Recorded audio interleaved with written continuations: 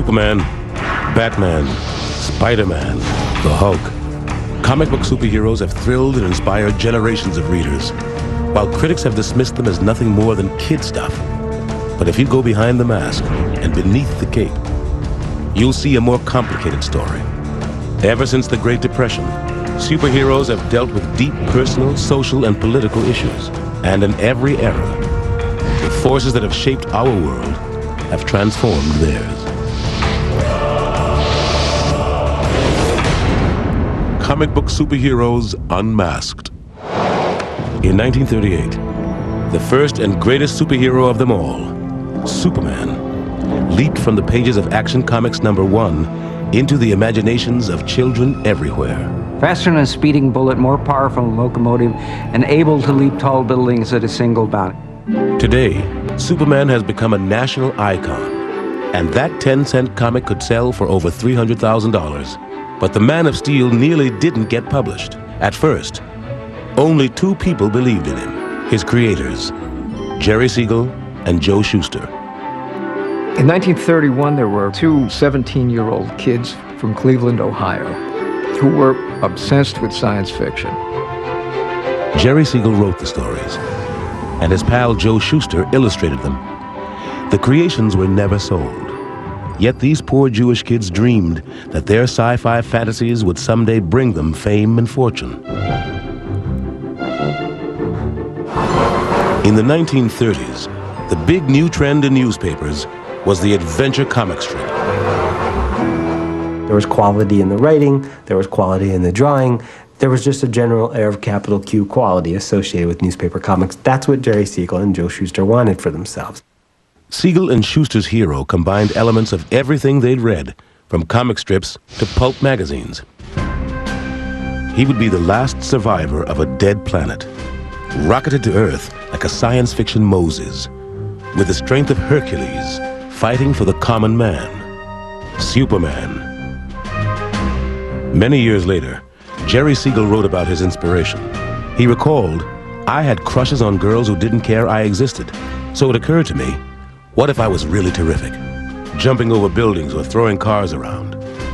Superman was sent to every newspaper syndicate in the country. They all said no. I wrote back to them and told them this very patronizing letter that they weren't ready for prime time, that they should stay in Cleveland for another year until they developed their art style, because the art was quite crude. So much for my great editorial judgment. Newspapers were saying no, but another, newer medium held out some promise: comic books. Selling on newsstands for a dime, comic books were originally just reprints of newspaper strips. It was the cheapest way for newspaper publishers to repackage their comic strips. It was the video tape of its day. Then in 1935, Major Malcolm Wheeler Nicholson, a pulp magazine writer turned comic publisher, had a revolutionary idea: comic books with all new, never-before-published material. But to make his idea work, the material had to come cheap. The only people they could get to produce this content were guys that couldn't get work doing anything else because they were too young, or they were too inexperienced, or they were Jewish. Siegel and Shuster fit the bill. Wheeler Nicholson's company, soon to be called DC, gave the pair steady work. In 1938, the company, under new ownership, took a chance with the strip everyone had rejected. Siegel and Shuster, both 23, finally saw Superman published in the first issue of DC's Action Comics.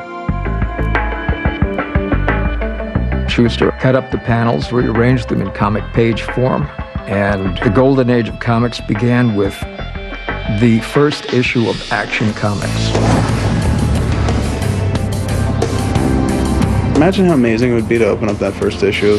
I'll never have anything approaching the level of a sense of wonder that those first kids that opened up Action #1 had way back in the day. The first stories were crude but direct. Unlike most newspaper heroes, Superman lived in the same world as his readers. This wasn't medieval England or another planet. This was a city, a metropolis of lynch mobs and wife beaters, where politicians were crooks, where businessmen exploited workers and started wars in South America. It was the real world of 1938, a world in need of a hero. He was the spirit of the people. He was up against corrupt landlords and vile dictators and bad generals and all that. The New Deal, of course, was an effort to try to redirect people to look to a powerful force, the federal government, to serve as their benefactor, their protector against, local and greedy, corrupt interests. Comic book superheroes were super New Dealers, like costume versions of Franklin Roosevelt. But what really made Superman revolutionary was his alter ego, Clark Kent. Kent made Superman accessible. And in turn, he needed to be Kent to be human, to have access to us. Superman comes from this other place to America. He can never go back there.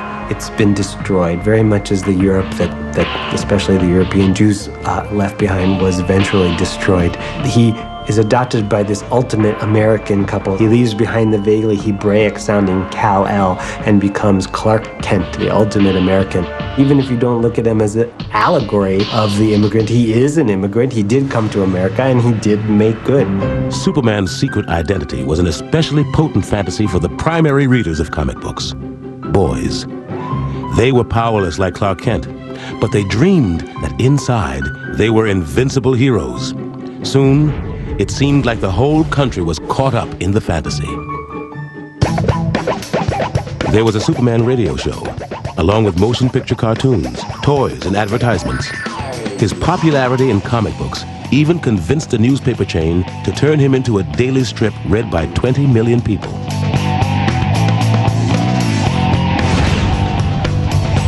Meanwhile, each monthly issue of Action Comics with Superman sold nearly 1 million copies.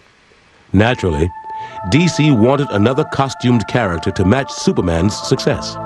Bob Kane, a 22-year-old journeyman cartoonist, took up the challenge, along with 25-year-old writer Bill Finger. The Batman debuted in the 27th issue of Detective Comics. Unlike Superman, he had no superpowers, and there were other differences. While Superman fought for a liberal social agenda, the Batman fought crime, plain and simple. His story began when millionaire playboy Bruce Wayne, as a boy, witnessed the kind of street violence Depression-era readers knew all too well. He saw his parents killed, and now he's obsessed with symbolically avenging those murders. It's perfect, and there's no way to elaborate. You say that, and you understand the character. Batman is a fascinating character because he's so driven. Not the dude puts on, the outfit with funny ears and the cape and he goes beats crap out of criminals. It's his thought process that's behind it. Having the willpower to change his whole life and to balance being a spirit of vengeance and a spirit of justice, I think that's an immediately appealing concept. In the early stories, Batman was described as a weird figure of the dark, an avenger of evil, just as scary as any mobster, monster, or mad doctor. Readers loved him. DC now had 2 incredibly popular superheroes who were about to have a whole lot of company. Within a few years, there were dozens, if not hundreds, of costume superheroes with all kinds of varying powers.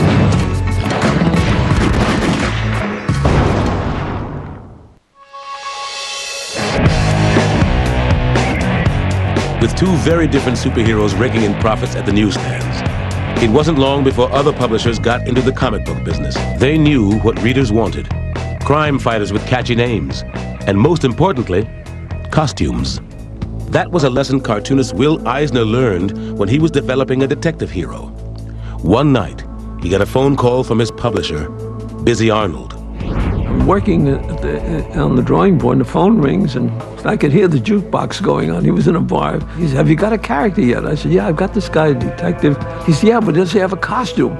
So I'm sitting there, I was drawing the face, and I drew a mask on him. I said, "Well, he's got a mask." He says, "That's good, that's good." "What else?" I said, "Well, he wears gloves." "Oh," he says, "go with that." He says, "That's good." So anyway, that was how the spirit got a costume. By 1940, costumed superheroes were flooding the newsstands. At DC, Superman and Batman were joined by The Flash, Hawkman, Green Lantern, and more. Rival companies offered Catman, Bulletman, and scores of others. DC was the biggest comic book publisher, but there were more than a dozen competitors. One was Timely Comics, which would one day be known as Marvel. DC comics were certainly better drawn and better written, but the Timely books seemed to embrace more mavericks and wilder ideas. Case in point, Bill Everett, the creator of Timely's antisocial amphibian, The Submariner, and Carl Burgos, creator of crime-fighting android, The Human Torch, wanted to have their characters meet in a gigantic slugfest. Fire and water, the battle of the century. Timely's publisher, Martin Goodman, heard their idea on a Thursday and told Burgos and Everett to have it on his desk by Monday. So Bill and Carl called up everyone that they knew who was involved in comics for a kind of jam session. Pages were being drawn before they were written. One guy who turned the bathroom into his office put a board across his legs and wrote in the bathtub. People who were yelling out their ideas, arguing about which would be the best way to get the job done. The neighbors went crazy, called the cops. The phone was ringing off the hook, but by Monday morning, those dozen guys had completed a 60-page book. The first generation of comic book creators were incredibly hardworking men. They had all grown up in lower working class environments, practically without exception. The Great Depression had an awful lot to do with the fertility of comics in all of those years. These guys were willing to work incredibly hard to make the stuff real. One of the hard-working guys at Timely was a distant relative of the publisher, named Stanley Martin Lieber. Lieber would later be known by his pen name, Stan Lee, often called the father of modern comics. Lee started at Timely in 1939 as a teenaged assistant. Even then, Lee thought comic book superheroes should appeal to an older audience. Publisher Martin Goodman thought that was crazy. I used to argue with him because I wanted to write things that were a little more adult for more intelligent readers. And he used to say to me, Stan, we have nobody but very young kids reading our books and a few illiterate adults. Lee's boss wasn't alone in his opinion. Although newspaper strips were read by everybody, comic book publishers knew that their magazines were read almost exclusively by children. Kids began reading comics as soon as they could read. It was the first purchase you made yourself, except for maybe a pack of gum or penny candy. So instead of getting more mature, superheroes began changing to better reflect the juvenile market. To make Batman more appealing to kids, his creators transformed him from a weird avenger of evil into a father figure. They invented Dick Grayson, a young acrobat who, like Batman, sees his parents murdered. Batman takes the boy under his wing, and comics' first kid sidekick, Robin the Boy Wonder, is born. The theory was that young readers would identify with young heroes. And in fact, Batman's sales doubled after the introduction of Robin. Soon, there was an avalanche of sidekicks: the Human Torch and Toro, the Sandman and Sandy, Green Arrow and Speedy, Catman and Kitten, the Black Terror and Tim. This idea of kid sidekicks, I hated it. The court would go after the guy for imperiling the safety of a minor, if nothing else. While some readers did identify with the kid sidekicks, everybody identified with the superhero who was a kid in real life. Fawcett Publications' Captain Marvel. Created in 1940 by writer Bill Parker and artist C.C. Beck, Captain Marvel is actually a young boy named Billy Batson. When he says that one magic word, Shazam, he becomes this big, beefy, strapping superhero. That's kind of the ultimate wish fulfillment aspect of the superhero. And I don't think it was ever expressed more purely than in that form. Pure or not, Superman's publisher, DC Comics, felt that Captain Marvel's form, a black-haired flying strong man with a cape, was a little too close to their man. They sued. DC just felt threatened by Fawcett because Captain Marvel for a while was outselling Superman, and they kept at that lawsuit. The legal battle lasted 12 years, until 1953, when Fawcett finally agreed to stop publishing Captain Marvel. Readers at the time weren't aware of the battle between Superman and Captain Marvel. To kids, there was room enough on the newsstands for both, and more. Superhero fantasies were a new way for readers to deal with the realities of the Depression. Now, an even bigger challenge would be just over the horizon. The superheroes would be going to war.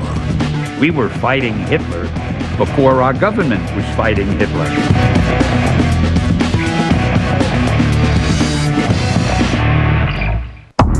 In 1939, the war in Europe had begun. Even though America wasn't involved yet, many superheroes were. By the end of the year, the Submariner began turning his general hatred of humanity against the Nazis in particular. We just could all see what a menace Hitler was. It was more than what he was doing to the Jews. It was what he was doing to the whole world. He was gobbling up countries. Superman's creators Jerry Siegel and Joe Shuster thought the Man of Steel could stop the war in 2 pages. In a special story for Look magazine in February 1940, Superman simply grabs Hitler and his then ally Stalin and drops them off at the League of Nations. End of story, end of war. In American society, we believe in instant solutions. Superheroes do that. Superman's paper victory made its way to Nazi propaganda minister Joseph Goebbels, who reportedly called Superman a Jew. The official SS newspaper mocked Siegel as physically and intellectually circumcised. Well before the U.S. entered the war, superheroes weren't just waving the flag, they were wearing it. Timely Comics had the greatest anti-Nazi of them all, who burst on the scene with an unforgettable cover. Captain America threw a smashing right cross to the jaw of Adolf Hitler. That said everything about the character. They got hate mail for that. They got hate mail from isolationists. But most superhero fans didn't care. Captain America exploded on the newsstand and sold out of his first issue. The story begins as war is looming. FDR approves a secret project to create an army of super soldiers. Frail Steve Rogers is the first volunteer. The brilliant Professor Einstein injects him with a strange liquid. In seconds, Rogers is a perfect physical specimen, dubbed Captain America. When a Nazi spy kills the professor, the secret of the formula dies with him. So Captain America carries on alone, except for Army mascot turned kid sidekick, Bucky Barnes. Captain America was created by Joe Simon and Jack Kirby, who guided him through his first 10 issues. Joe was a writer. Jack was always at that board, mumbling to himself, smoking a cigar, and drawing. Jack Kirby, born Jacob Kurtzberg, would become one of the legends of the industry. He was the Shakespeare or Cervantes, or take your pick, of comic books. He introduced a whole new level of motion into comic books, and that was revolutionary for the time. The page couldn't contain the degree of action. Simon and Kirby occasionally mixed action with political prophecy. In the spring of 1941, Cap and Bucky stop an unnamed Asian power from destroying the U.S. Pacific Fleet, 7 months before Pearl Harbor was attacked. When the Japanese actually did cripple that same fleet, Captain America's wrath echoed the nations. With war declared, the Men in Tights cast all restraint to the winds. The superheroes went off to war with great gusto. Week after week, month after month, just pounding the hell out of the Nazis.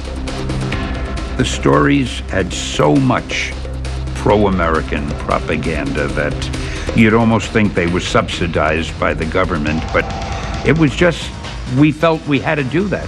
And then something very interesting happened, which was that comic books were included in care packages that were sent to soldiers, along with chocolate and cigarettes, and comic books became part of the standard reading material for GIs serving in the Second World War, and they liked them.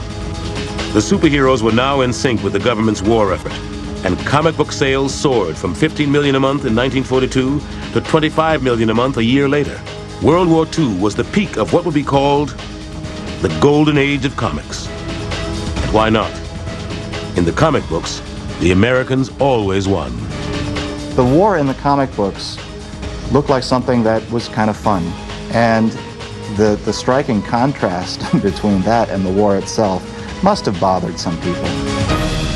The superheroes fought two kinds of Japanese, buck-toothed and fanged. But while the Japanese and Nazis were both portrayed as sadistic monsters, the Nazis' ultimate horror was never mentioned.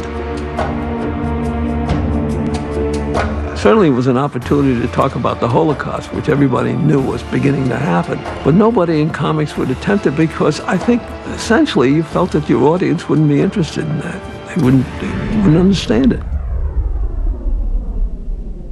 There was a sort of irony in the fact that these characters, many of whom in that period in the Golden Age had been evolved to fight the Nazis, were themselves very much in the Nazi ideal. The idea that you can solve problems through physical strength, by being stronger and more dominating, more powerful, that is fascism. I mean, that's it. That's the essence of fascism. And I don't think the creators of superheroes or the kids who were reading at the time were the slightest bit aware of it. To one character, fascism was just another example of male aggression. But then, everything about Wonder Woman was different. Wonder Woman was a particularly interesting character, created by a psychologist. Charles Moulton was really Dr. William Moulton Marston, an author, one of the inventors of the lie detector, and an early defender of comics. The Harvard-educated Marston was hired by DC as a consultant. The honcho hired him to think of a way to do a female Superman. Why not go after the girl audience? And Marston apparently decided to do it himself. He came in probably as the first established writer to move into doing comics. Marston began the saga in 1941. As a wounded intelligence officer, Steve Trevor crash lands on the island home of the immortal Amazons. The Queen's daughter, Princess Diana, falls in love with the helpless man. Her love makes her realize that the Amazons face the same decision other isolationists and pacifists face in 1941. Try to ignore the Nazis or fight for freedom. Against her mother's protests, Diana goes back with Steve to defend America, described by the goddess Athena as the last citadel of democracy and equal rights for women. Like Superman, Wonder Woman was more powerful than a locomotive, and she had better gadgets than Batman. An invisible plane, a telepathic tiara, a magic lasso that forced people to obey her, and bulletproof bracelets. Wonder Woman was a great success. The female aspect was very heavily played. The artist, H.G. Peter, however, had a very masculine approach. Artistically, it appealed to male readers. Something else might have appealed to male readers. Wonder Woman lost her power and free will if men bound her bracelets together. There was definitely an S&M quality about the appeal of Wonder Woman. Almost every book was riddled with female domination, bondage, subjugation, punishment, and loads of fetishes. Back then, I guess nobody got it. Certainly, no readers at the time knew of Marston's unconventional home life. He lived happily with his wife and their children, and a former student who always wore metal bracelets on both wrists, and their children. Despite his avant-garde lifestyle, Marston had Wonder Woman give down-to-earth advice for kids on the home front, urging them to collect old paper and scrap metal, which could be recycled into war material for soldiers overseas. Other patriotic heroes also promoted collecting scrap or buying war bonds, and some even made financial sacrifices to do so. Captain America requested kids not to send a dime for the membership card and the tin badge, but to spend a dime for war bonds. You know, every dime you spend may be the dime that puts a bullet in the last Jap in the war. Here, Captain America's sidekick urges kids to collect scrap paper for the war effort. Little did he realize that request would turn comic books from 10-cent trash into eventual treasure. World War II created the collector's market to some extent, because when they're looking for paper, the first thing that Mom wanted to throw out was those damn comic books. And so when you go and find a Golden Age book that's selling for $6,000, you can thank World War II for that.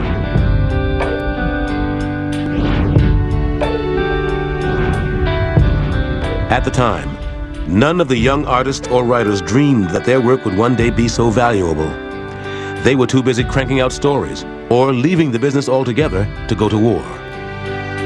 I felt I can't be writing about all these comic book heroes and not be fighting myself.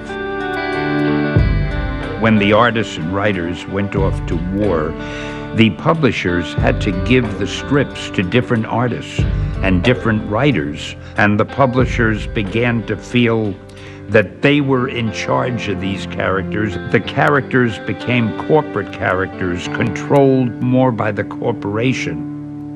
The readers also seemed to want a little calm and stability after 16 years of depression and war. So the heroes began losing their edge. By 1945, Batman was an establishment figure. He carried a platinum badge. Superman went through a change as a sort of outside loner into the ultimate lawful authority. Ironically, just as superheroes got blander, post-war politicians attacked them as threats to the very foundation of the country. In the 1950s, comic book superheroes would face their greatest battle, not against a mad scientist or a foreign army, but against the United States Senate.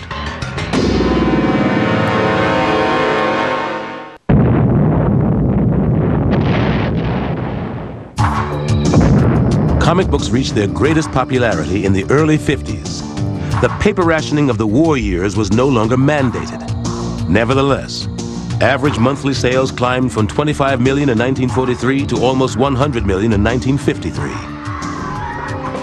But if the industry was doing well, superheroes weren't. Readers were now more interested in other genres: funny animals, teen comedies, westerns, gangsters, and horror stories.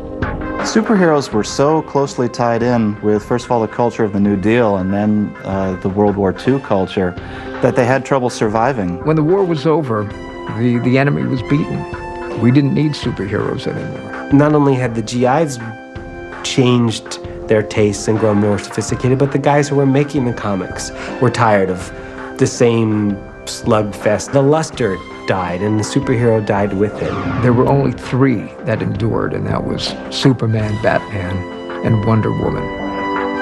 DC had faith in Wonder Woman's potential as a licensed property.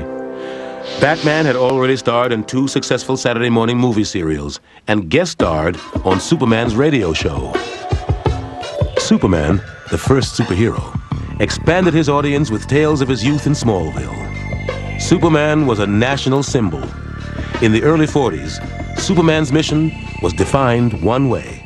Superman fights a never-ending battle for truth and justice. By the 1950s and the introduction of the Superman television show, of course, it became Truth, justice, and the American way. That phrase, the American way, was all over the place in the 1950s, because now we're stuck in a Cold War.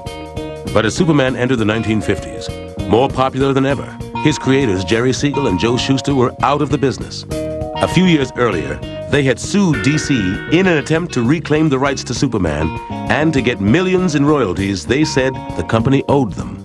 In 1948, they lost their suit, and DC let them go. Jerry Siegel was essentially fired from the strip that he had created. At least Siegel and Shuster were out of the line of fire when the comic book business came under attack. A psychiatrist named Frederick Wortham suddenly got on a soapbox and began preaching against comic books. Born in Munich, Wortham had been the senior psychiatrist at New York's Bellevue Hospital, as well as the director of a low-cost psychiatric clinic in Harlem. In the 1940s, he began conducting his own studies into abnormal behavior in young people. He went around from prison to prison interviewing juvenile prisoners. And one of the questions we asked him was, what do you read? Well, he discovered that all of them read comics. Ergo, comics are destroying our society. I think he had a genuine concern for kids, which got out of control. Wortham's assault on comics began in early 1948, and the anti-comic mood spread around the world. Comic books were seen overseas as this virus of American culture and crime. Since they couldn't keep up with us militarily or economically anymore, they could at least try to fight against our culture. In his 1954 book, Seduction of the Innocent, Wortham even attacked the Man of Steel, coining the term the Superman complex.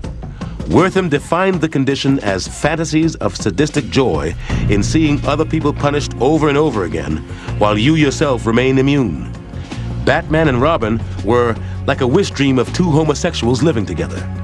Wonder Woman was the exact opposite of what girls are supposed to be.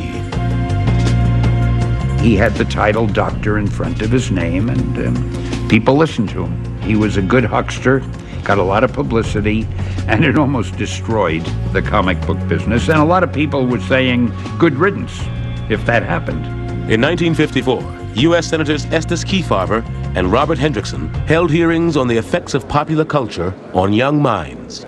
They were kind of like a B-movie precursor to the Army McCarthy hearings, which were occurring at right about the same time. And they were both about equally ridiculous. When the Senate committee's attention turned to the evils of comics, Dr. Wortham was the star witness, with testimony like, "Comic books are obscene glorifications of violence and crime. Today's children have been seduced by Superman. And Hitler was a beginner compared to the comic book industry." Every American saw us in this horrifically negative light. And then as an industry, we just bent over for the government. Fearing government censorship, most of the major comic book publishers created the Comics Code Authority, a self-censoring organization that would issue seals of approval. Everything that was published had to be sent first to this organization, and they had to put the seal of approval on it, indicating that the stories weren't too sexy, weren't too violent, and would in no way upset any young or older reader. In their new code-approved stories, Superman worked closer than ever with lawful authorities. Batman and Robin spent more time with girls, and Wonder Woman hung out more with Steve. But superhero relationships stayed at the level of grade school crushes. That instilled that belief in the American public that comics are strictly a kid's medium. I mean, we're still fighting against that stigma today. The code also enforced rigid rules of conformity. About authority, it said, policemen, judges, government officials, and respected institutions shall never be presented in such a way as to create disrespect for established authority. About parents, it said, respect for parents, the moral code, and for honorable behavior shall be fostered. About ghoulish activity, it said, scenes dealing with Walking Dead, vampires, and werewolfism are prohibited. Many comic book publishers closed down. Many writers, artists, and werewolves fled the industry. No respectable person wanted to be involved in that field. There are many, many, many stories of the comic book artists ending up in the alleys and basements of churches and ending up alcoholic. And they did this right at the time when rock and roll was starting to break. That rebellious side of youth culture was becoming more pronounced in other media, and the comic book industry gave up that edge. They lost it, and in some ways they never quite recovered from that. Between 1954 and 1956, comic book sales fell more than 50%. The industry would never again have the number of readers it had just before Dr. Wortham and the Senate hearings. The Comics Code placated enough of the public to save the industry. But what about the superheroes? Would they survive? They were a dirty little secret that you read under the covers of your bed. They were the kind of thing that if your parents caught you reading them, you might get in trouble.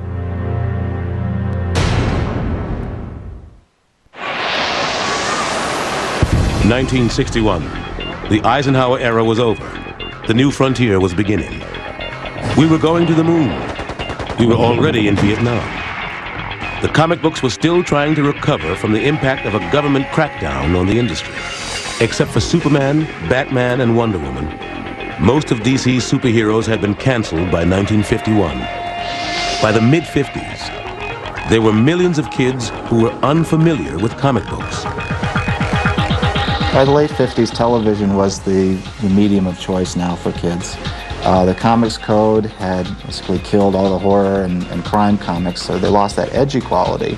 So comic books went back to what had been their strength in the beginning, which was the superhero.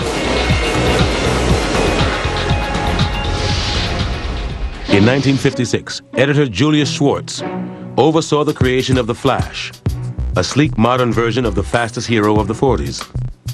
DC had found new success with science fiction updates of old characters: Green Lantern, Hawkman, and the Atom. Meanwhile, on a golf course in New York, comic book history was about to change forever. My publisher, Martin Goodman, played golf with the publisher of DC Comics. At least the legend is the publisher of DC Comics said, we've actually had some luck with these superheroes. When the new and old heroes joined forces as the Justice League of America, the series provided DC with a new successful title. While DC was on a roll, this was not the case at Martin Goodman's company, where writers and artists were churning out little morality tales featuring giant monsters, and they were tired of it.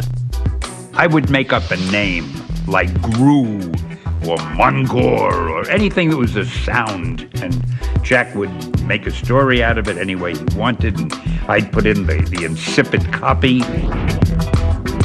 Then Martin Goodman came back from his golf game with tales of the Justice League sales. Stan, I want you to make up a group of heroes, because I think that's what's selling today. Stan asked his wife Joan for advice. She said, well, why don't you just once do a book the way you would like to do it instead of the way they want you to do it? She's like, well, you're going to quit anyway. Just do it. Stan Lee took the problem to his sometime collaborator, Jack Kirby, and they came up with the Fantastic Four. Inspired by the space race between America and Russia, 4 people who don't always get along try to beat the commies to the moon. Their rocket is bombarded by cosmic rays. The quartet crash land, and they've acquired superpowers. They team up, but they still don't always get along. Mr. Fantastic would over-explain everything, the way I tend to do. The Thing would say, will you shut up, we got it already, and he and the Torch were always arguing and fighting. The Thing hated being the Thing, and the idea of superheroes hating being a superhero was really a novelty. And it produced a lot of psychological richness, at least comparatively speaking, that had not been seen in comic books before. And so it was with the creation of the Fantastic Four that comic books really entered into the modern era. Lee convinced Goodman to rename his company Marvel, after Goodman's very first comic book, which had featured the original Human Torch and the Submariner. Lee and Kirby had already created a new Human Torch, and in early 1962, they revived the Submariner. Lee gave Prince Namor a more noble speaking style and a new reason to hate mankind. He blamed atomic tests for wiping out his undersea capital. Also in 1962, Lee and Kirby unleashed another atomic-aged anti-hero, the Incredible Hulk. Of course, in those days, there were so many movies with nuclear blasts creating monsters and giant things and so forth. So I said there was a gamma ray explosion, and he got caught in it, and it transformed him. The Hulk was a metaphor for the early 60s fear that atomic weapons would get out of hand. While saving a teenager who's trespassed onto a gamma bomb test site, the bomb's inventor, Dr. Bruce Banner, becomes a victim of his own device. It was Banner's dark side, just sort of, metamorphosizing into flesh and blood. Green flesh and blood, of course, but there it was. Whenever Dr. Banner changed, the army he worked for tried to kill him. Even while the Vietnam War was going on, the Hulk's most persistent adversary was the U.S. Army. The Comics Code said that, you couldn't show the Army as villains. And yet at the same time, Marvel was basically making them to be the bad guys. They're able to do this simply by saying the Army is trying to do what it thinks is best. It just happens to be a little misinformed in this case. The Hulk looked like a menace. He looked like a monster. There's nobody else who understood him except the teenager whose life he saved, Rick Jones. The teenager understands, but the world doesn't understand. Characters like the Hulk struck a chord with a new generation of readers who were growing up questioning authority. here's this character that when he loses his cool, he becomes this green monster, and he goes on tirades, and he just starts smashing things up. What better metaphor, could you have for angry youth? We started to get fan mail, and the postmarks suddenly weren't from kindergartens, but they were from high schools, and then later from colleges. If more readers were teenagers, Lee figured they might like a teenage hero. Lee's boss wasn't so sure. You say that he's a teenager? A hero can only be an adult. Teenagers are sidekicks. And you say you want him to have problems. Stan, don't you know what a hero is? It's interesting that in the 1930s, you had the country seemingly falling apart, and yet you had these superheroes come in that were totally confident in their ability to resolve these problems. And then in the Kennedy years, the early 60s, things seemed to be fairly stable, and yet you had the Marvel superheroes come in who were vulnerable and confused and disoriented. The difference was the baby boomers. They were notoriously self-absorbed. All this was magnified in popular culture geared towards youth. James Dean, for example, he may look tough on the outside, but his heart is breaking, and he wants to be accepted, and he's unsure, and his parents don't understand him, and the world doesn't understand him. Peter Parker is a shy science major who lives with his Uncle Ben and Aunt May. When a bite from a radioactive spider gives Peter spider-like powers, he doesn't even consider fighting crime. He goes into show business. But when he fails to stop a thief who later murders his uncle, Peter Parker learns that with great power, there must also come great responsibility. People ask me where I came up with the line, with great power must also come great responsibility. And I have no idea. Marvel Comics publisher Martin Goodman had so little faith in the idea, Spider-Man's first appearance in the summer of 1962 was in the last issue of a failed science fiction magazine. Then Goodman saw the sales figures. He said, Stan, you remember that Spider-Man character of yours that we both liked so much? Why don't we do a series about it? Spider-Man went on to become Marvel's greatest success. Part of it was the art by Steve Ditko, who worked on Spider-Man till 1966. After a while, he would give me the artwork for a 20-page story. I didn't know what it was, and I would put the dialogue balloons in because Steve told a story so beautifully that you almost didn't need the dialogue. Part of the appeal is that before the spider bite, Peter Parker's life was a mess. After he gets superpowers, his life is an even bigger mess. Every teenage reader could identify with that. It's not about that red and blue suit. It's about Peter Parker, the sick aunt, the girl problems, the school problems, the work problem. It's not just a suit jumping off the building. There's somebody inside of that suit that you care about.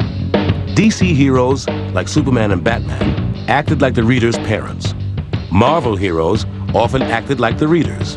To some extent, this was true even back in the 40s. At that time, the worldview presented in DC comic books was a much simpler, easier to understand kind of worldview. Superman was good, Lex Luthor was evil. As I got older and more sophisticated, 10, 11, then I started to look for greater degrees of ambiguity in my characters, and that meant that it was time to graduate to Marvel Comics. DC was the old establishment company. Marvel was the upstart that led people to believe there was a rivalry, and there became a rivalry when Marvel started out selling DC. Then it became very real in terms of, good old bottom line. One of Marvel's boldest moves came in 1964 when Stan Lee and artist Jack Kirby brought back Captain America, Timely's World War II hero, whom Kirby had co-created. Readers were told that Captain America had been frozen in ice for 20 years, and shockingly, his kid sidekick Bucky had been killed in action. The infallible one-dimensional hero of World War II blamed himself for his partner's death. And in between fights, Captain America brooded like a star-spangled Hamlet. He felt he didn't belong to our age. He was, as I say, an anachronism. He belonged back in the 40s. Jack hadn't done him that way, and I felt a little bit diffident mentioning it to him. But, oh man, Jack loved the idea instantly. Captain America's growing discomfort seemed to mirror the nation's, as the certainties of yesterday got turned upside down in a new age of rebellion. We look at what Stan did back in the 60s, and we may say, oh, wow, I remember those stories really fondly, and they kind of read kind of quaint and kind of simplistic, you know, and maybe they were appealing to kids. Well, no. Back in the 60s, they didn't read that way. They were cutting edge. There was almost counterculture at the time. There was a survey conducted by Esquire magazine in 1965 which revealed that self-described college radicals ranked Spider-Man and the Incredible Hulk among their favorite revolutionary icons, right there with Bob Dylan and Che Guevara and Malcolm X. There was a time in the 60s where comics were seen as very smart in the colleges of America, and Stan had his finger right on that pulse. By 1968, Marvel was selling 55 million issues a year, matching or surpassing DC. And storytelling got positively psychedelic when a former magician and escape artist named Jim Steranko took over the spy strip Nick Fury, Agent of S.H.I.E.L.D. I brought surrealism to comics. I brought expressionism into comics. I brought pop art and op art, optical effects, into comics.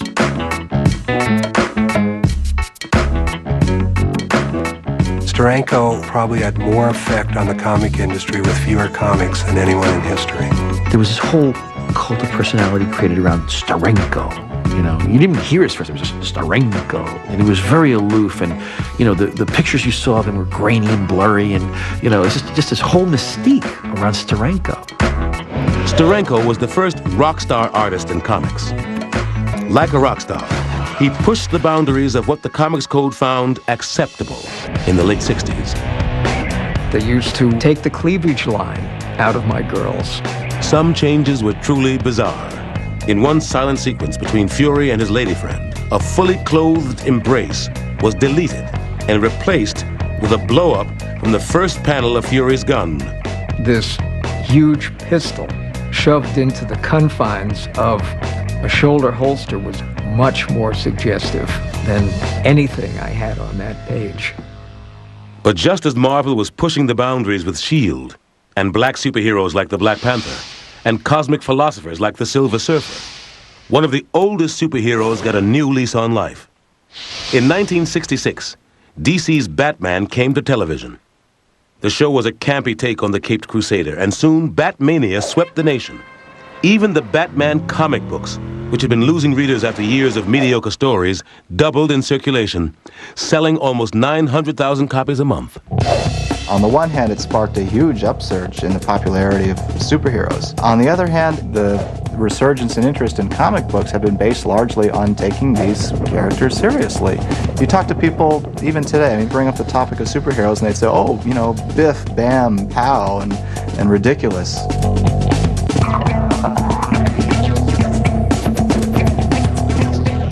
The joke soon wore thin.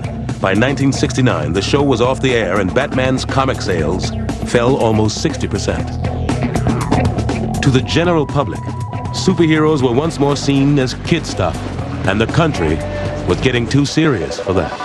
We were teetering between the Vietnam anti-war rebellion and the Watergate years. The whole social structure was beginning to open to criticism for the first time.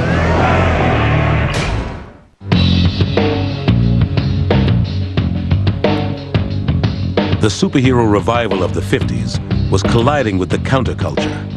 To hold on to their readers, especially their college-age readers, superheroes would have to get with it. DC wanted to update Wonder Woman for 1968. Writer and artist Mike Sekowsky started the process, and later journalist turned comic writer Denny O'Neil was brought in to continue Wonder Woman's transformation to 60s hit. It wasn't easy, as O'Neil found out. When you get a job like that, implicit in it is shake it up, do something new. DC took away Wonder Woman's costume and powers and had her learn karate. It was hoped that a more realistic Wonder Woman would be embraced by the new woman's lib movement. But feminist leaders like Gloria Steinem, who'd grown up with the original version, hated the changes. They said that I had taken the only powerful woman in comics and had taken her power away from her. It is now many years later, and I absolutely see what they were talking about. After 4 years of karate kicks, DC agreed with Gloria Steinem and gave Wonder Woman back her powers and her costume. So, not one of the more glorious chapters in my comic book career. O'Neill had better luck with another legend whose sales were slipping, Batman. DC editor Julius Schwartz wanted to erase the stain of the campy TV show and get back to the 1939 roots of the character. As a loner who never showed his face in the light, was the way I remembered those early Bill Finger, Bob Kane stories. Schwartz teamed O'Neill with artist Neil Adams, who brought a dynamic new realism to superheroes. Neil once said if superheroes existed, they would have to look the way I draw them, and I think that's absolutely right. The Batman of the late 60s and early 70s was a fearsome creature of the night for the first time in 30 years. O'Neill and Adams had saved the character from the clutches of camp, but their next resurrection job would involve more than stylistic change. O'Neill and Adams were about to bring social commentary to comics in a radical new way. DC editor Julius Schwartz thought putting more messages in the adventures of Green Lantern might save the book from cancellation. So let's try it. Let's see if we can start using as a springboard what's happening in the newspapers. Green Lantern was a hero with a lot of power but no personality. A test pilot inducted in a cosmic police force. He used his power ring to fight supervillains and creatures from outer space.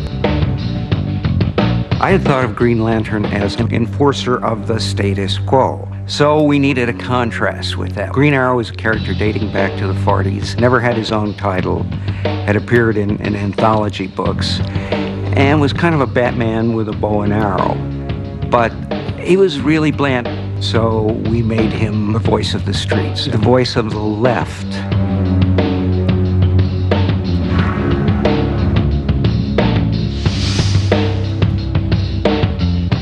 In early 1970, Green Lantern Green Arrow number 76 hit newsstands like a Molotov cocktail. It was openly liberal, even radical.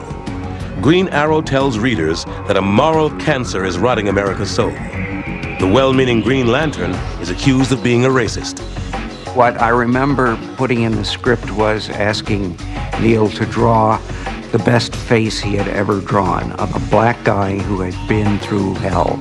And he did it. And he starts to say something about, well, I hear you've been helping the blue skins and the green skins on these other planets. You've done a lot for the purple skins. What have you done for the black skins? It's one of the most reprinted panels in comics history. When you look back at it, well, what's so radical about this?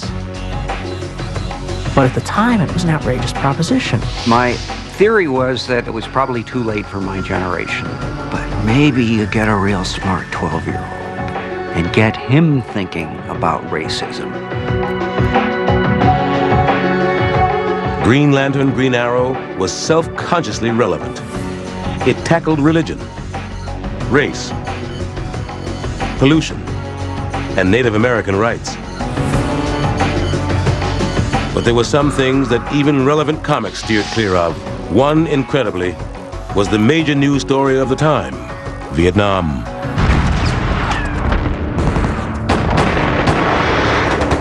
In the early 60s, some characters were featured in Vietnam-themed storylines. But when the war and the protests at home were raging in the late 60s and early 70s, Vietnam was generally avoided. I think that generally there was a feeling that that was a scary topic. Letters would come in from fans saying, hey, how come Captain America doesn't go to Vietnam, like and fight the commies there, and like he did the Nazis in World War II? Marvel heroes had fought the commies in the early 60s, but by the end of the decade, Cold War attitudes didn't seem relevant. After a while, I think we weren't that sure that the communists were the greatest evil in the world. I tried to avoid stories about the war. The Vietnam War, to me, was too tragic a thing. By the time we got the courage to do material about Vietnam, I think the war was pretty much over. The other untouched issue of the period was drugs, until, ironically, the Nixon administration forced the issue in 1971. I had received a letter from the government, from the Office of Health, Education, and Welfare. They thought it would really be beneficial if I would get a story about the dangers of drug addiction and featured in one of our top books.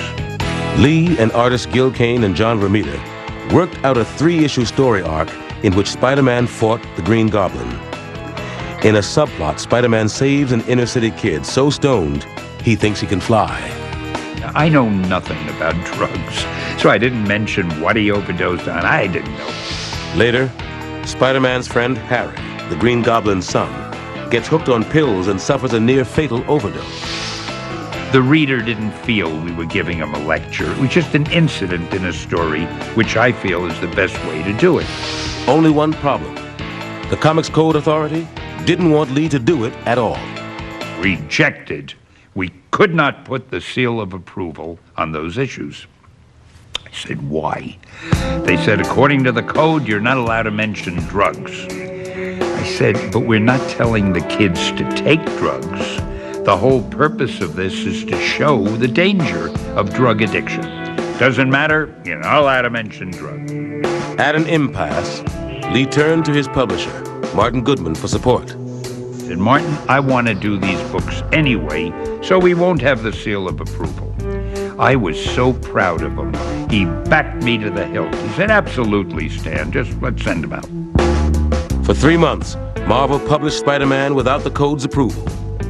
The world didn't end, the sky didn't fall. We had the greatest write-ups. My father came home and he said, you know, you have to go pick up this thing called Spider-Man.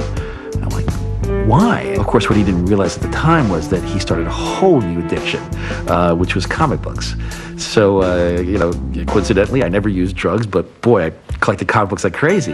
Thanks to the controversy, the Comics Code was liberalized.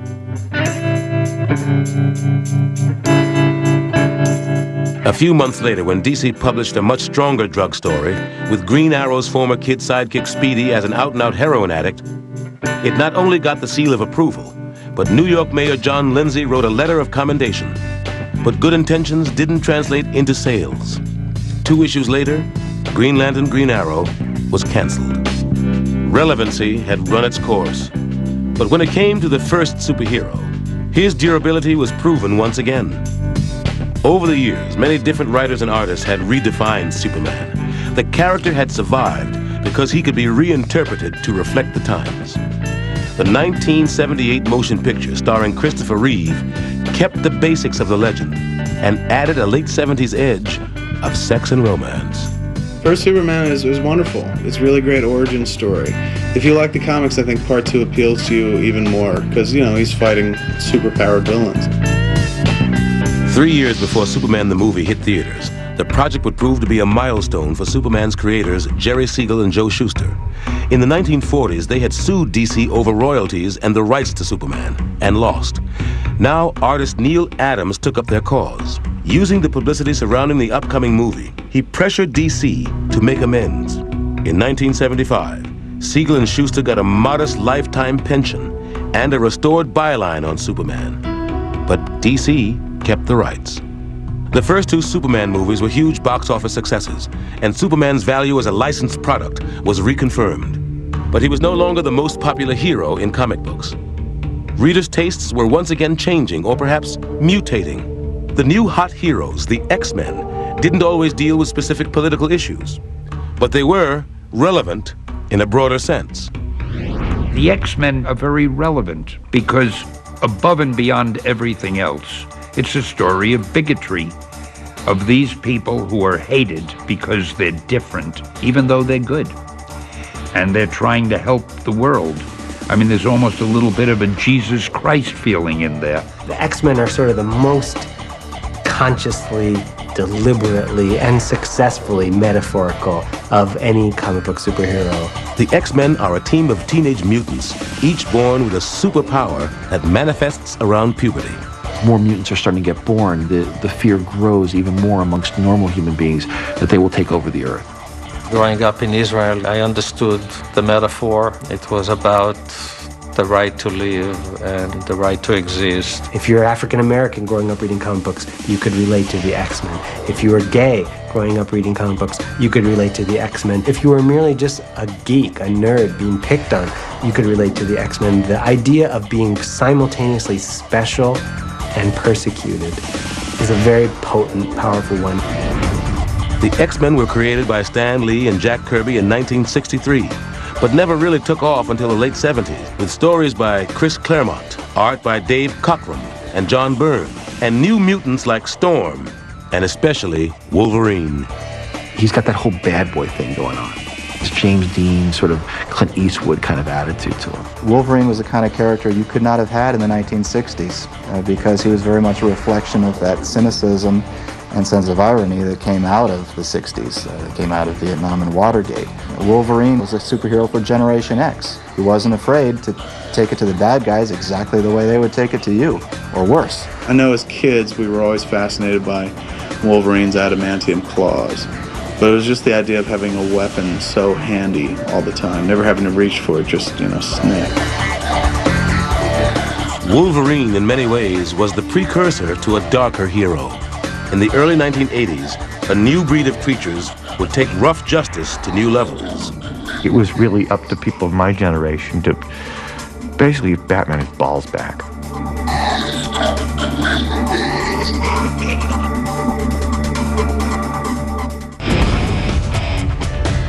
In the closing years of the Cold War, inflation was high. The potential for global destruction was ever present.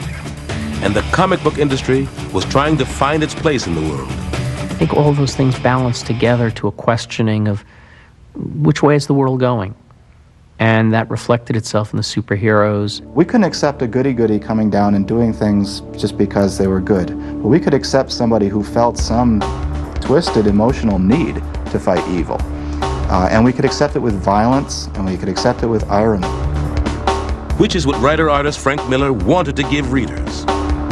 My mother says that I was somewhere around 6 years old when I walked into the kitchen and held up a bunch of sheets of typing paper I'd folded in half and stapled in the middle and said, "This is what I'm doing for the rest of my life." Miller got his big break in 1979, when, at the age of 22, he took over one of Marvel's second-string titles, Daredevil.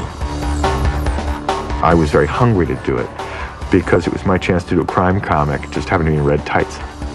Daredevil was a Stan Lee, Bill Everett creation from the 1960s. By day, Matt Murdock is a New York defense attorney. By night, he's a vigilante with unique powers and problems. The dude's blind, but all his other senses are heightened. So right then and there, you're like, this is one of the most implausible comic book characters on the planet. Blind guy flipping off roofs and whatnot, dressed like he's dressed.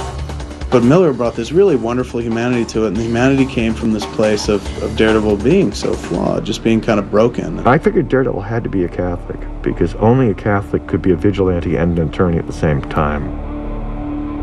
Miller turned Daredevil's sweet blonde girlfriend into a drug addict. And created a new love interest for Daredevil, Elektra, Matt Murdock's college girlfriend, now an assassin for hire.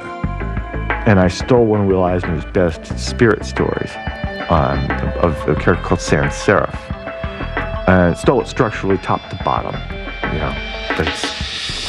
I make no excuses. He knows it, and I told him.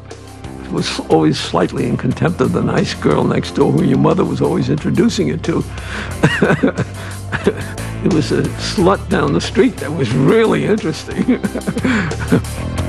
When Miller killed Elektra after 14 issues, fans were shocked, but admired the artistic guts it took to kill such a popular character. Later, Marvel brought her back to life.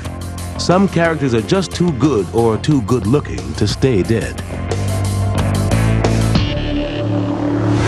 Miller challenged the traditional superhero notion of non-lethal justice when he revived a 1970s vigilante called the Punisher. After the mafia guns down his family, ex-Marine Frank Castle wages a one-man war against crime and actually kills people. This was a little too strong for the 70s, but fit the 80s like a .44 bullet in a magnum chamber. To Daredevil, the Punisher was a villain, but readers loved him, and a host of writers and artists tried to meet the demand. People voted for Reagan because he kicked butt, because he came on as a tough guy. And I think that attitude was mirrored in superheroes of the 80s. It's not to say the people who wrote The Punisher believed that, but I think they did tap into a popular mood. Then came the British. Same edge, different slant. More European, more political. Writer Alan Moore and artist Dave Gibbons created a 12-issue miniseries for DC in 1985 called The Watchmen.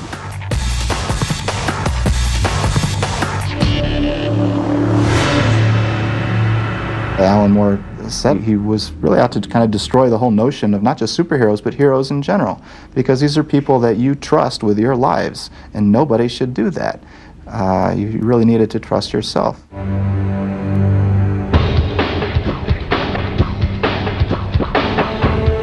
In the alternate universe of The Watchmen, superheroes are morally ambivalent, impotent, or psychotic. One of them ends the Cold War by faking an alien invasion that unites the world and kills 3 million New Yorkers in the process. Alan created this story commenting on superheroes, talking about superheroes, what they meant, and also talking about how it felt to be out on the streets in 1985 with Russia versus America, feeling like the nuclear clock was clicking closer and closer. Watchmen was the most complex and intricate superhero story ever produced. It inspired a generation of artists and writers. Most of the guys in comics lived within about 50 miles of here. So we were all at the same poker games and the same parties. And it's just, wow, how the hell did he do that? And you went home and you ripped up whatever you had done that week and just said, no, damn it, there's more I can do. Even Frank Miller felt he could do more. His next project, a 4-issue fantasy of the future, The Dark Knight Returns. It pits an aging Batman against psychotic foes and a corrupt society.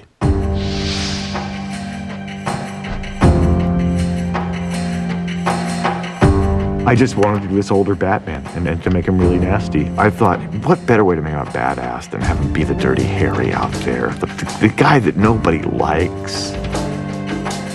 For Miller's Batman, the biggest problem isn't the Joker, but Superman, a well-meaning Boy Scout enthralled to Ronald Reagan, conducting one-man secret wars in Central America. Superman and Batman had been friends since 1940, but weren't after 1986. I'll gleefully take credit for breaking up the Batman-Superman friendship. Bruce has been one who enforces order in the world and believes that entropy is the natural state of existence, whereas Superman believes that order is the norm. These two people would not like each other. They just wouldn't. We felt at the time like every Batman story that could have been told had already been told. And suddenly, here's Frank. In the mainstream media, it got a great deal of attention, positive and negative, mostly positive. Within the comics industry, it seemed to be closest thing to a bar fight anybody could have asked for, in that it was quite controversial. That I actually got called up by former Batman writers saying I had ruined their character. Dark Knight has been accused of being a pro-fascist vision. I mean, that doesn't make it any less interesting as a work of art, nor does it say particularly that that's the side that Frank comes down on. I think my stuff's kind of jolly, but that's just me. The Watchmen and Batman, The Dark Knight Returns. There were 2 watershed books of that period. I think it was a good thing and a bad thing. I think that even though those works are both brilliant works, the traditional innocence of superheroes went out of the market at that point.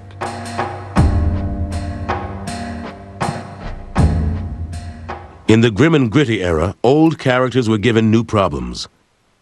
Child abuse, a daring new topic in the 1980s, was revealed as the cause of the Hulk's anger. His father had beat him and his mother. Other heroes developed severe drinking problems. One of the biggest changes of all happened to Superman's arch enemy. For 45 years, Lex Luthor had been a mad scientist. That had no longer been grim and gritty enough. So he was transformed into the most evil thing on Earth, a 1980s businessman. Lex Luthor's transformation reflected another concern about Reagan's America, which is the real source of evil was once again, like in the 1930s, corporate America. But maybe comics' darkest moment came when DC decided to kill Robin. Not the original boy wonder, Dick Grayson. He'd been allowed to grow up, go to college, and become a character called Nightwing. This was a new Robin named Jason Todd, a replacement sidekick whom many people hated. You hear about characters taking on a life of their own. Jason was the best example of that I've ever personally encountered. Nobody set out to make him an obnoxious little snot, but he kind of was that. In 1988, Batman's crazed, white-faced foe, the Joker, captured Jason, beat him to a pulp, and set off an explosion. DC left his fate up to the readers. If they dialed the 1-900 number, he survived the explosion. If they dialed the other, the kid didn't make it. And we waited. DC received 10,614 calls. The verdict, death, by 72 votes. When the mainstream press got wind of this, they were outraged. I think most people thought it was Dick Grayson. People had an emotional investment in Robin, even if they hadn't seen a comic book in 20 years. I used to have a little Batman symbol on my jacket lapel. I went into a Fifth Avenue deli to buy a tuna fish sandwich, and the guy looked at that and asked who I was, and I said, I edit Batman. He said, hey, this is the guy that killed Robin! Batman later found a third Robin, a nice kid named Tim Drake, whom fans did accept. But the death of Jason Todd continues to haunt Batman and Denny O'Neil. I thought I was a guy writing and editing fiction. I realized that no, the Batman editor and the Superman editor are more than that. We are the custodians of folklore. The 1980s ended with the release of Tim Burton's movie, Batman. The film seemed to signal a new era for superheroes. But just ahead, there would be big trouble. The sad, horrible, pitiable collector's bubble, which came very close, I think, to wiping out comics for a second time.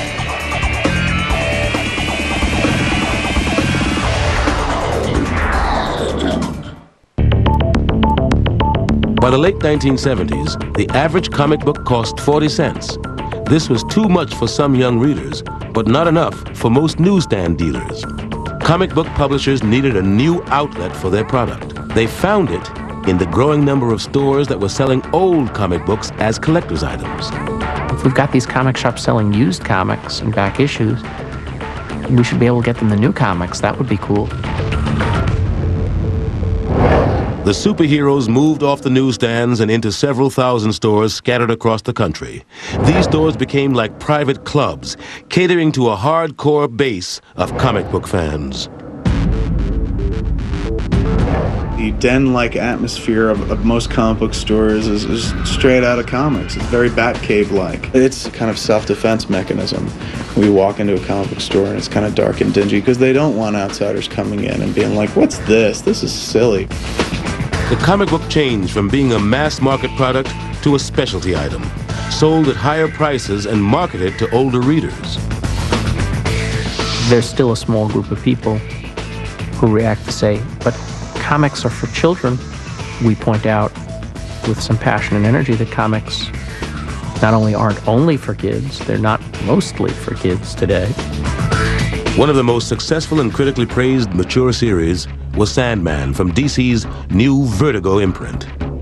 It was written by Neil Gaiman, who'd grown up in England with reprints of American comics. Reading comics for me, it was like getting postcards from Oz. DC's first Sandman in 1939 fought crooks with a gas mask and a gas gun. Then with tights and a sidekick. A second Sandman in 1974 was a superhero master of dreams. Gaiman used bits of both in Morpheus, the godlike lord of the dreaming, a very different superhero. The idea of putting somebody in a costume seemed very odd. I thought, I don't know any people who wear costumes. On the other hand, having somebody who dressed all in black, it seemed kind of obvious to me. Whatever was going through my head, month to month, it went straight into Sandman. I could do anything, from stories set in Roman times, all the way to the Iraq War and the ruins of Baghdad. Sandman number 19, based on Shakespeare's A Midsummer Night's Dream, was the first comic to win a World Fantasy Award. Not in a special comic book category, but as Best Short Story. Previous awards had gone to noted authors like Harlan Ellison and Jorge Luis Borges. Some on the committee felt that a comic book didn't belong in such company. We got the award on the Saturday night, and on the Sunday morning, they changed the rules to make sure it could never happen again. It was more than closing the stable door after the horse had gone. It was more like closing the stable door after the horse had gotten out and won the Kentucky Derby. At least Gaiman still got respect at DC, where he had complete creative freedom. Almost. When I wrote the Serial Killers Convention episode of Sandman, I had a reference in it to masturbation, and a message came down: people do not masturbate in the DC universe.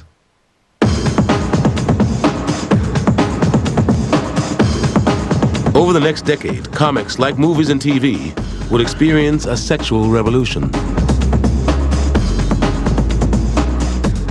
In the 1990s, comic books began to take on issues and explore issues that they never would have come close to before, like homosexuality. Gay and lesbian characters would proliferate. In The Authority, Apollo and Midnighter are violent crime fighters and tender lovers. In the early 1990s, comics were making a lot of money, and not only for publishers. Unlike their predecessors, writers and artists could now own the characters they created. And if a new superhero hit big, its creator could make a lot of money, like Todd McFarlane. McFarlane had made his name as an artist and writer on Spider-Man. In 1992, he and a few other popular artists formed Image, a creator-owned company that challenged the big two of Marvel and DC with comics like Spawn. When Al Simmons, an African-American assassin for the U.S. government, is murdered, he comes back as a hellspawn with superpowers from the devil. He battles heaven, hell, and human evil, all the while trying to get used to the idea that his wife is now his widow and married to his best friend. Spawn number 1 sold 1.7 million copies and led to an animated series on HBO, a live-action movie, and a line of toys. There was a point in the early 90s where comic book creators, writers, artists, publishers were all becoming millionaires. Because comics were now sold in specialty shops, it was easier for publishers to put out one-shot issues that weren't necessarily part of the hero's regular storylines. These were called graphic novels, which sounded more impressive than comic books. Occasionally, the stories were openly political. By the early 1990s, some politicians saw these graphic novels as a way of embracing or promoting controversial issues. A 1993 anti-handgun story from DC had politicians rallying around Batman to help raise awareness for stricter gun laws. Batman was a more logical character than Superman because Batman's parents were killed by a gun. Virginia Governor Doug Wilder showed seduction of the gun to state legislators as an example of why a stringent handgun law was needed. The law passed, and the governor invited writer John Ostrander and editor Denny O'Neil to the signing ceremony. A few years later, in 1996, comic books were used to raise awareness about the dangers of unexploded landmines. DC produced a special Superman comic that could be distributed to children in Bosnia. The issue warned children to steer clear of undetonated landmines. We were told by people over there, who we met later, that they really feel we saved some lives. Batman also joined the campaign with a special issue Denny O'Neil wrote called Batman, Death of Innocence. Batman is trying to save a little girl whose father has been killed by a landmine. And he gets her almost all the way, and then she sees this shiny plastic thing, and she picks it up and dies. Batman fails to save this little girl. Some landmine activists had hoped that the Batman graphic novel could be used as ammunition in a campaign to encourage the Senate to sign a treaty banning landmines, but the proposed treaty failed to pass on the Senate floor. Superheroes may have lost occasional battles in national politics, but they were nearly killed by the economic ups and downs of their own industry. At the start of the 90s, business boomed, as investors saw comic books as a haven during the recession. An influx of speculators came in, people who really weren't reading comics, they were just buying them as investments. There were articles in the newspapers that comic books are a better investment than the stock market. Stores marked up comics that were only weeks old and sold them for several times their cover prices. Speculators hoped they'd one day be worth as much as the collector's items from the 1940s. And then the greed factor sort of set in with every publisher, where, they started producing alternate covers, special editions. Sales went through the roof and into space. Some books were selling like 6 million copies when there were only 500,000 readers. But these 500,000 readers were all, buying 2 and 3 and 4 editions of this particular book. And because they were buying that many, the publishers were printing more and more and more copies. You had a lot of adults and a lot of little kids who thought they were going to either get rich or put themselves through college on these books. The only reason the old comics were going for a lot of money is they were rare.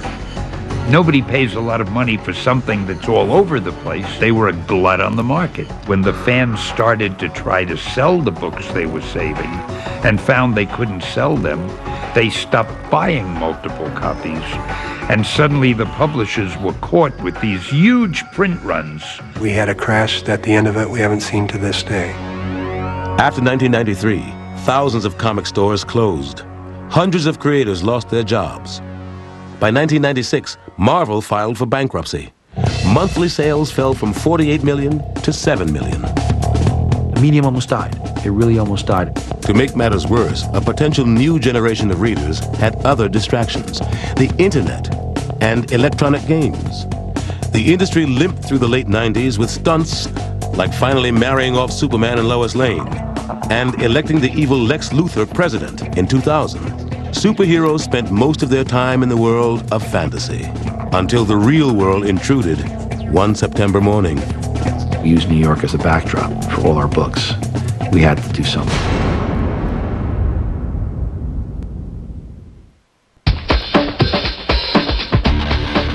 Comic book superheroes had been rebels and vigilantes in the social turmoil of the Great Depression, and then patriotic soldiers in World War II. They reflected the unrest of Vietnam and Watergate. At the start of the 21st century, most characters were more violent, more cynical, more sexually active than ever before. In other words, they reflected their world, as popular culture always does. Comic books have been around since the dawn of time. They just weren't put on paper, they were put on cave walls. The stories of the great hunt, of the great droughts, of the great famines. Superhero comics are just an extension of that. But sometimes, comics have anticipated reality. No one could have imagined September 11th unless they'd read comic books. Osama bin Laden's plan was to create so much chaos and so much destruction that there would be a general war and that Islamic fundamentalist or Islamist movements would take over governments and countries, even the United States. And when I heard that, it sounded like a comic book plot. It sounded like something Dr. Doom would do. Going to create chaos and take over the world. Unfortunately, the real world looks more like a comic book world than ever before. No longer are, 2 110-story buildings falling to the ground the stuff of fantasy. We felt it in New York when it fell. I felt the ground tremble. As the quintessential New York hero, it seemed only right that Spider-Man would be personally affected by the attacks.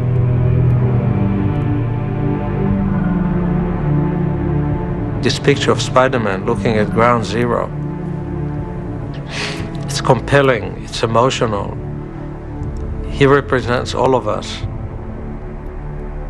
Frank Miller was halfway through his futuristic sequel to Dark Knight Returns when the towers fell.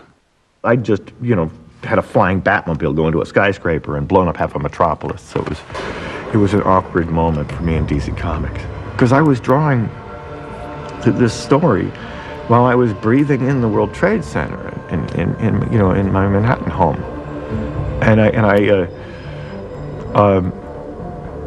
I had to acknowledge it, and the only way I could do it was to have Superman in the wreckage of Metropolis, finding the locket of Lois Lane's and finding out that the love of his life was dead, and then move on.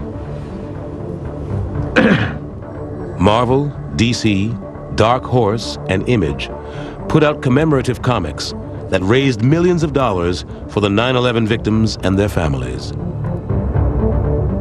Jim Steranko created a fundraising poster that recalled the glory days of World War II, when the superheroes were enthusiastically united against a common enemy. 21st century comic books had none of that. I think it would be too corny, and it would be in bad taste to have a cartoon figure punching a Muslim and saying, "We'll get you." No, that wouldn't work today, I think.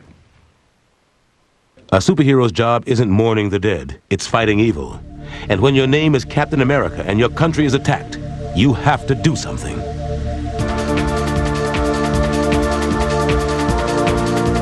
It was the supervillain of the month that Cap would fight. And now the stories of Captain America are much more relevant. He's dealing with terrorism at home, terrorism abroad, making the book that much more relevant.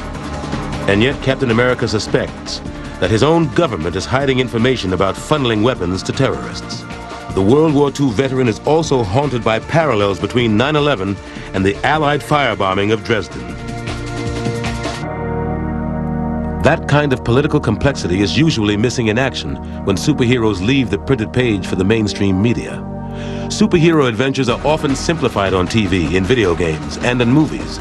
Nevertheless, with comic book sales dropping, those venues may be the superheroes' best hope for continued survival in the marketplace.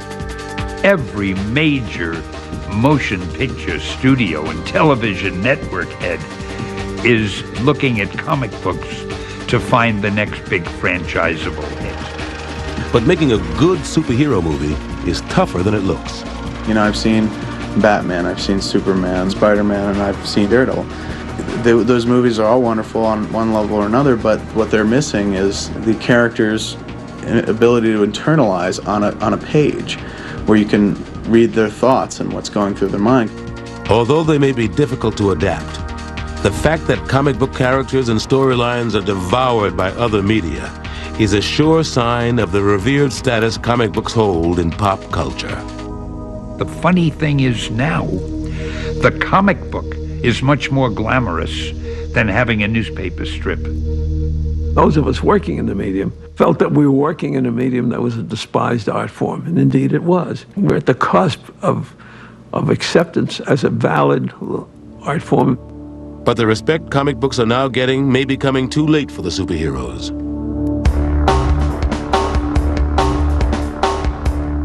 Comic book superheroes, in some ways, are more popular and more prevalent than they've ever been because of major motion pictures, video games, the internet, and so forth.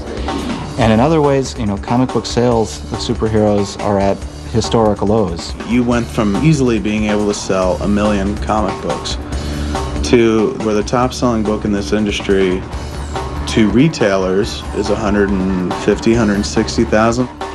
To keep the industry going, publishers are exploring retail outlets beyond comic book stores.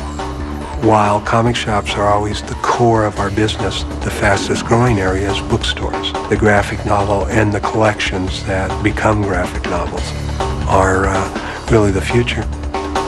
And of course, there's the internet. Over the next 20 years, there will be more and more cartooning delivered online. It'll never be as pleasant to read something on a screen as it is to hold it in your hand and to turn those pages and turn back. We all love paper, don't get me wrong. But I think that electronic comics are really the way of the future. Will superheroes be part of that future? The ones that work are archetypes, made by people who believed and cared. Batman will still be around in 100 years' time. I see a bright future for tights. Precisely because it's the one genre that was created by comic books. Comic book writers and artists are doing the same thing that storytellers did, drawing the pictures on the caves at Lascaux. We're using story to create context for life. On a very, very good day, and we don't have enough of them, that becomes art. On an ordinary day, it becomes escape. It's always magic.